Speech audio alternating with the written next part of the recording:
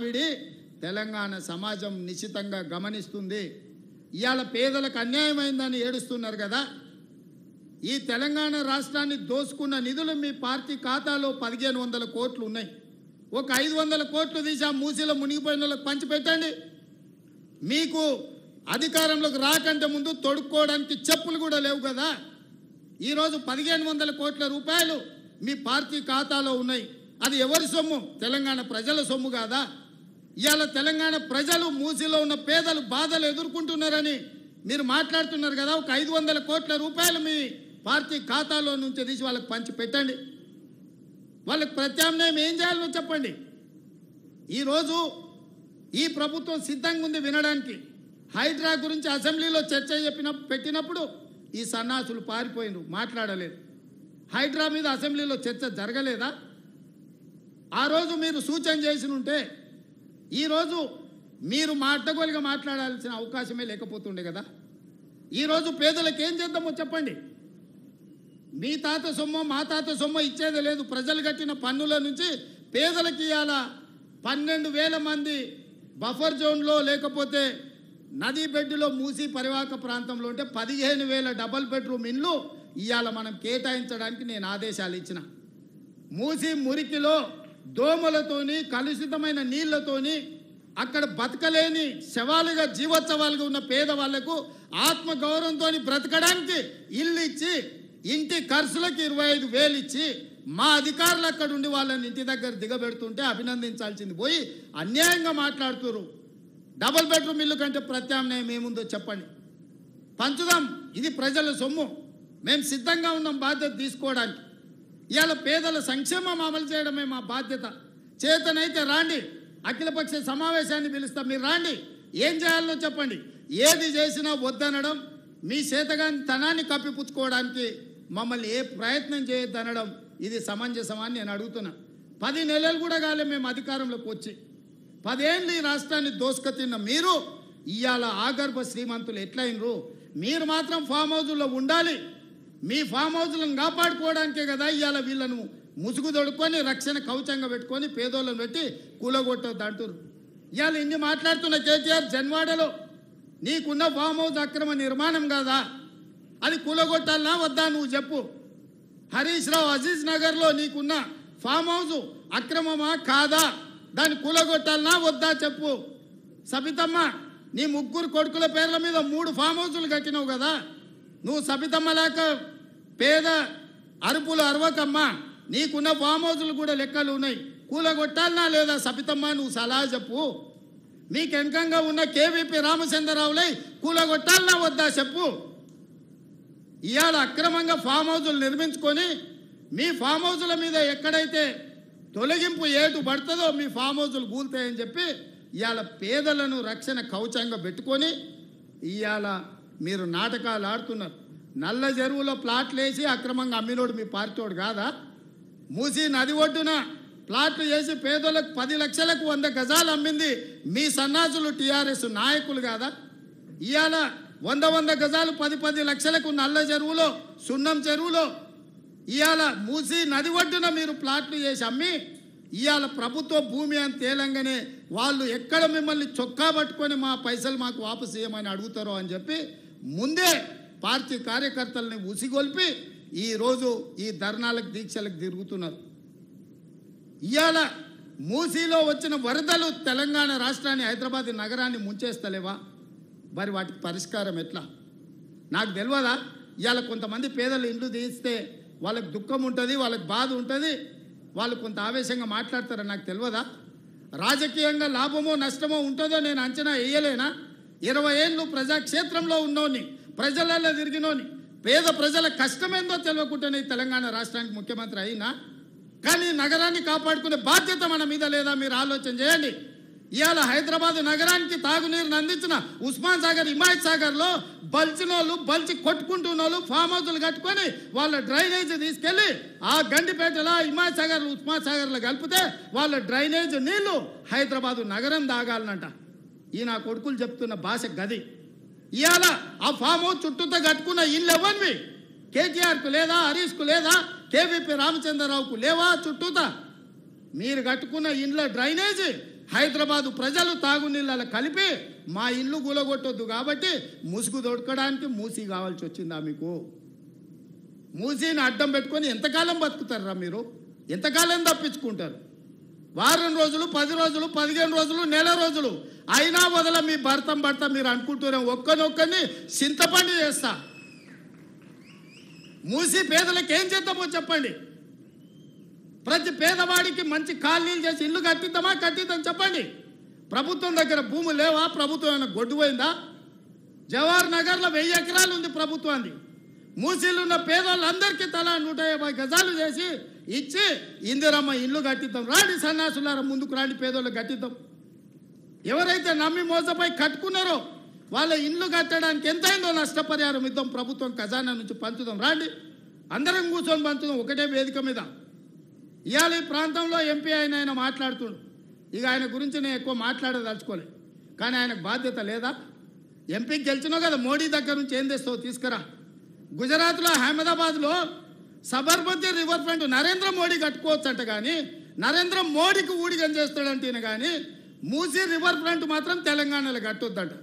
ఏం న్యాయమా ఇది? ఇక్కడ ఉన్న ప్రజలే కాదు, నువ్వు కూడా బతకనీకి వచ్చినోనివే.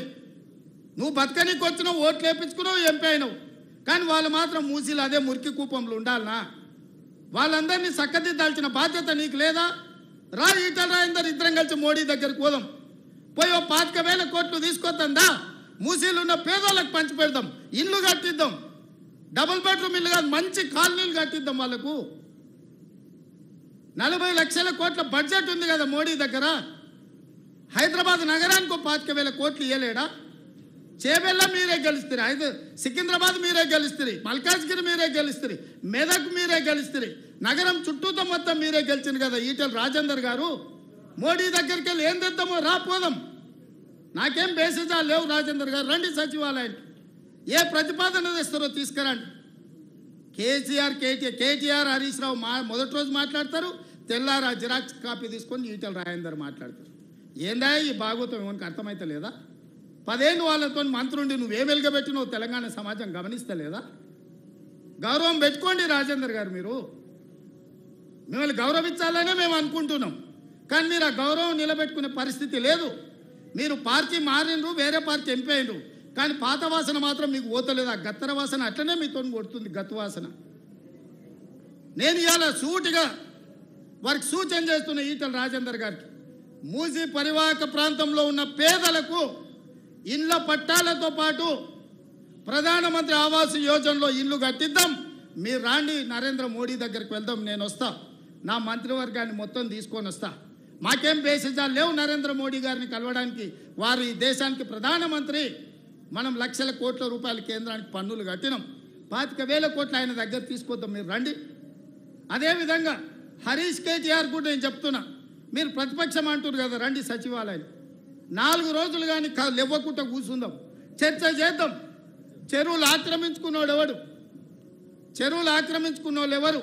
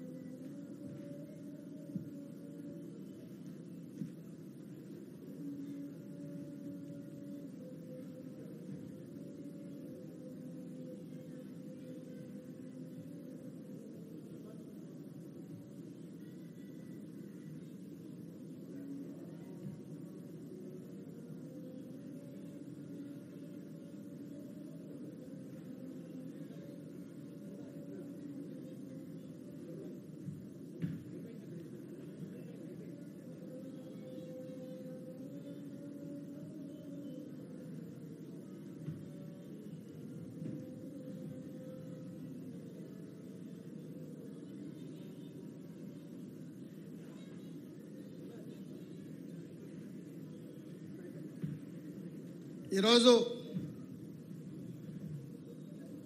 నేను సూటిగా బీఆర్ఎస్ బీజేపీ నాయకులకు ప్రజాప్రతినిధులకు సూచన చేస్తున్నా. మీరు రండి, హైదరాబాద్ మహానగరంలో ఉన్న చెరువుల లెక్క తీద్దాం. చెరువులలో ఎఫ్టీఎల్లో ఎవరున్నారు, బఫర్ జోన్లో ఎవరున్నారు, నాలాలు ఎవరు ఆక్రమించుకున్నారు, ప్రభుత్వ పార్కులలో అక్రమ నిర్మాణాలు ఎవరు చేసారు, ప్రభుత్వ భూములలో అక్రమంగా వెంచర్లు ఎవరు వేసిండ్రు, ప్రైవేటు భూముల్లో అనుమతులు లేకుండా ఎవరు కట్టిండ్రు. ఇవన్నీ ఒక కోణం. మూసీ అనేది నగరానికి జీవనాధారం.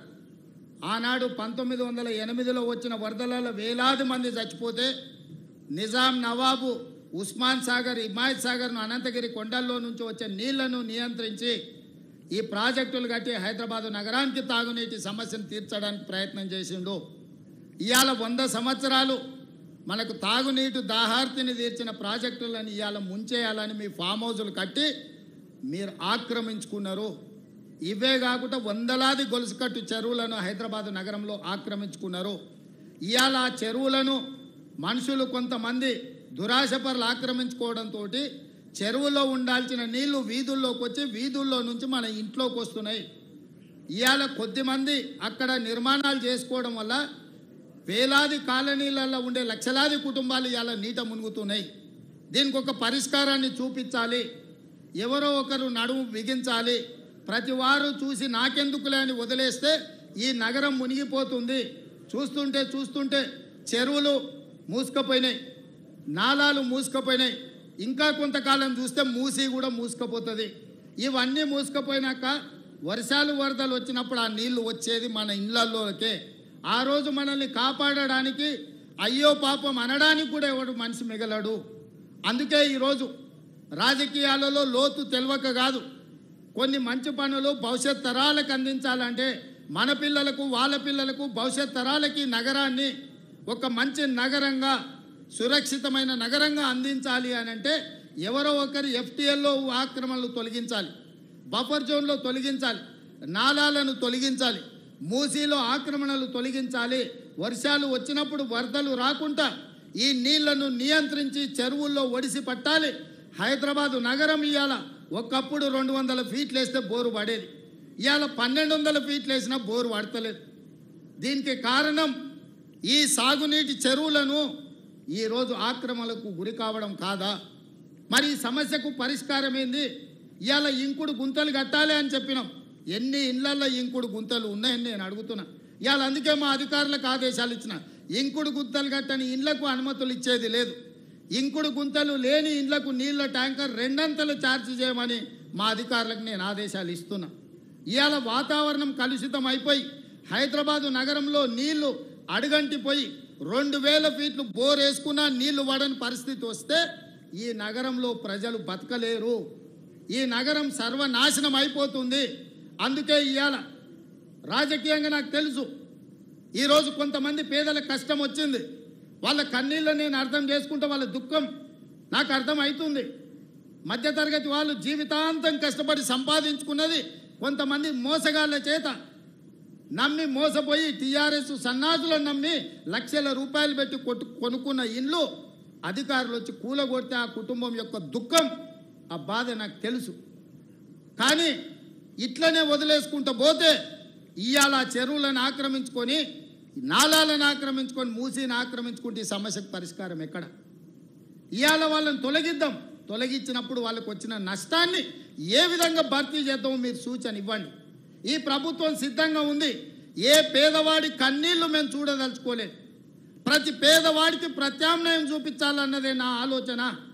ఇవాళ మూసీలో ఆ దోమలు, ఆ కంపు, ఆ కలుషితంలో బతికే కంటే ఒక మంచి డబుల్ బెడ్రూమ్ ఇల్లు ఇచ్చి వాళ్ళు బతకడానికి, ఉండడానికి ఇచ్చి వాళ్ళకు పని కల్పించి వాళ్ళ పిల్లలు చదువుకోవడానికి ప్రభుత్వం ఏర్పాటు చేస్తే కేటీఆర్కి హరీష్కి వచ్చిన నొప్పేందే, ఈటెల రాజేందర్ దుఃఖమేందే నాకు అర్థమైతలేదు. ఏంది మీ బాధ? వాళ్ళు మంచిగా బతకొద్దా? వాళ్ళు ఎప్పటికీ పేదోళ్ళలాగానే ఉండాలి, మూసీళ్ళే ఉండాలి. వాళ్ళ పేదరికం చూపించి వాళ్ళ దగ్గర ఓట్లు వేసుకొని మీరు ఎమ్మెల్యేలు, ఎంపీలు కావాలనా? వాళ్ళు మంచిగా బతకొద్దా? వాళ్ళు మంచిగా బతుకుతే, వాళ్ళ పిల్లలు చదువుకుంటే మీ దొరతనాన్ని ప్రశ్నిస్తారని చెప్పి ఈరోజు మీరు అడ్డం పడుతున్నారా?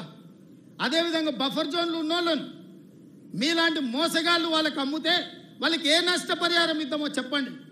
ప్రభుత్వం గొట్టుపోలే, ప్రభుత్వం మొత్తం దివాలా తీయలే. నువ్వు 7 లక్షల కోట్ల రూపాయలు అప్పు చేసినా ఈ ప్రభుత్వానికి చిత్తశుద్ధి ఉంది. ప్రభుత్వం నిధులు తెద్దాం, తెచ్చి వాళ్ళని ఆదుకుందాం. ఏ విధంగా వాళ్ళను తొలగించడం ద్వారా వాళ్ళకి న్యాయం చేద్దామో చెప్పండి.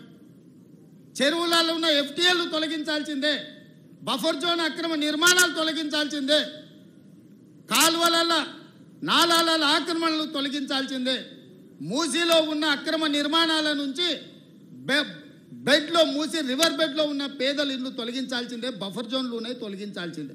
తొలగించేటప్పుడు వాళ్ళకి ఏ విధంగా ఆదుకోవాలనో ప్రభుత్వం ప్రణాళిక చేస్తుంది. మీ దగ్గర ఏమన్నా సూచన ఉంటే చెప్పండి. మొదటి ప్రణాళిక మూసి రివర్ బెడ్లు ఉన్న వాళ్ళకి డబుల్ బెడ్రూమ్ ఇల్లు ఇచ్చి తవ్వకర్సులకు కూడా 25,000 రూపాయలు ఇస్తున్నాం. ఎప్పుడన్నా మీరు ఆలోచన చేసిండ్రా పేదోనికి ఇల్లు ఇవ్వాలి, పేదోని ఆత్మగౌరవంతో బతికేటట్టు చూడాలని? ఈ పనులు చేసినప్పుడు పేదలకు వచ్చింది బాధ.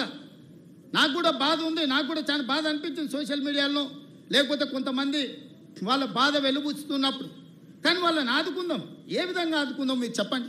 ప్రత్యామ్నాయం చెప్పండి. మీరు ప్రతిపక్షాలు అంటున్నారు కదా, 10 ఏళ్ళు పాలించడం అంటున్నారు కదా, పరిపాలన అనుభవం ఉంది అంటున్నారు కదా. మీ 10 ఏళ్ల పరిపాలన దోపిడీకే పనికొస్తుందా? ప్రజలకు పేదలకు సంక్షేమం అమలు చేయడానికి పనికిరాదా? రాజేందర్ గారు నరేంద్ర మోడీ గారిని అడగండి, ఈ పేదలను ఎట్లా ఆదుకుందామో నిధులు తెద్దాం.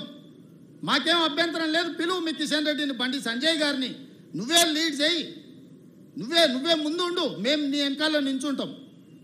10 ఏళ్ళు మంత్రిగా చేసినావు కదా రాజేందర్ గారు, రాష్ట్రంలో నీకు అనుభవం ఉంది కదా, ఈరోజు ఎంపీ కదా, మీ నాయకుడు నరేంద్ర మోడీ ప్రధానమంత్రిగా ఉన్నాడు కదా, నువ్వే మా ముందు వరుసలు నిలబడి మేము మీ వెనకాల ఉంటాం.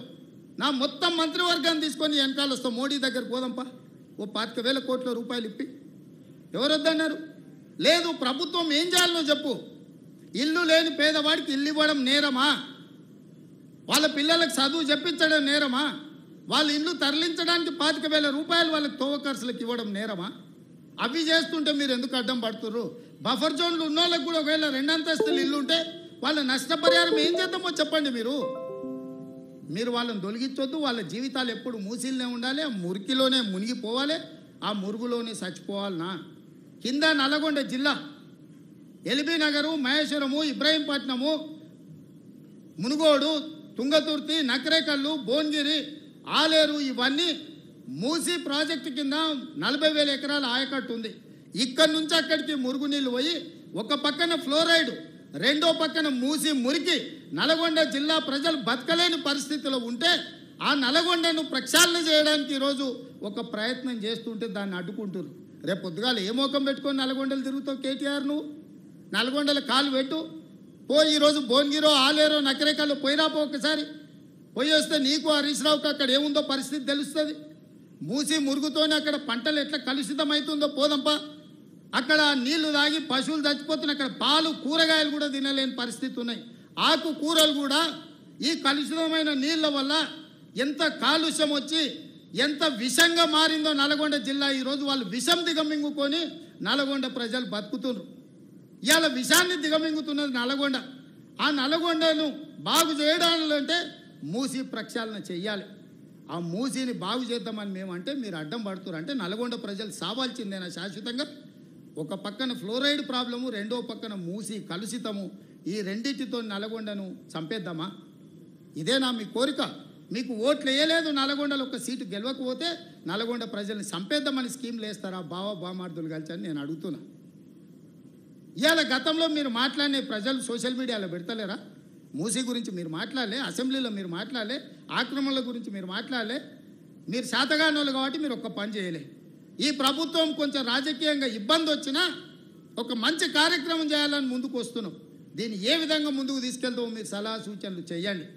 అంతే తప్ప కిరాయి మూకలు నెంబడేసుకొని మేము అడ్డగోలుగా మాట్లాడతాం, మేము అడ్డుకుంటామంటే ప్రతి ఒక్కడు బుల్డోజర్ నా మీద నుంచి పోవాలి, బుల్డోజర్ నా మీద నుంచి పోవాలంట. ఎన్ని బుల్డోజర్లు కొనాలనే? నేను హరీష్ కోటి కొనాలంట, రాజేందర్ కోటి కొనాలంట, కేటీఆర్ కోటి కొనాలంట. నెత్తి మీద జుట్టు లేని వాళ్ళు కూడా చాలా మంది బుల్డోజర్ నా మీద నుంచి ఫస్ట్ పోవాలంటారు. ఎన్ని బుల్డోజర్లు కొనాలి వీళ్ళ కోసము? ప్రభుత్వం దగ్గర అంత ఏడుంది? అప్పులు చేసిపోయింది కేసీఆర్. వీళ్ళందరి కోసం బుల్డోజర్లు కొనాలంటే లేవు. బుల్డోజర్ కొనం. మీలాంటి సన్నాసుల కోసం బుల్డోజర్లు అవసరమా? దారుణమే పిచ్చుకుక్క గరిస్తే కూడా సస్తారు మీరు. మీ గురించి నేను ఆలోచన చేయాల్సిన అవసరం ఉందా? కాబట్టి మిత్రులారా, నేను ఇక్కడ ఉండే అధికారుల నుంచి శ్రేణుల వరకు ఒకటే మాట, ఒక మంచి సంకల్పంతో చిత్తశుద్ధితో ఈ కార్యక్రమాన్ని తీసుకున్నాం. రాజకీయంగా నాకు తెలుసు కొంత నష్టం కొంత కష్టం ఉంటుంది. రాజకీయాల కోసం ఈ ప్రాజెక్టును చేపట్టలేదు. ఇవాళ ఆపితే ఈ శ్రీమంతులు అందరూ వచ్చి సంచులు ఇస్తారు. ఆపినోనికి సంచులు ఎట్లా అడ్డం పడడానికి, సంచులు తీసుకున్నోనికి తెలుసు సంచుల గురించి. తొలగిస్తే సంచులు ఎవడిస్తాడా? తొలగిస్తే తిట్లు వస్తాయి.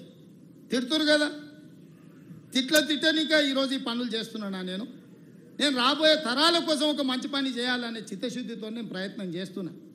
అందుకే ఈరోజు ప్రతిపక్షాలకు నా సూచన, మీరు రాండి, ఈ ఆక్రమించుకున్న చెరువులను ఏ విధంగా ఆక్రమణలు తొలగిద్దామో, మూసీలో ఉన్న ఈ మొత్తం వ్యవహారాన్ని సరిదిద్దుదాము, నగరాన్ని బాగు చేసుకుందాము.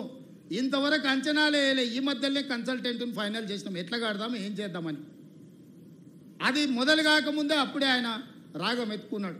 ఎందుకంటే 10 ఏళ్ళ అనుభవం అదే కదా. 1,00,000 కోట్లతో కాళేశ్వరం కట్టిండ్రు, కూలింది.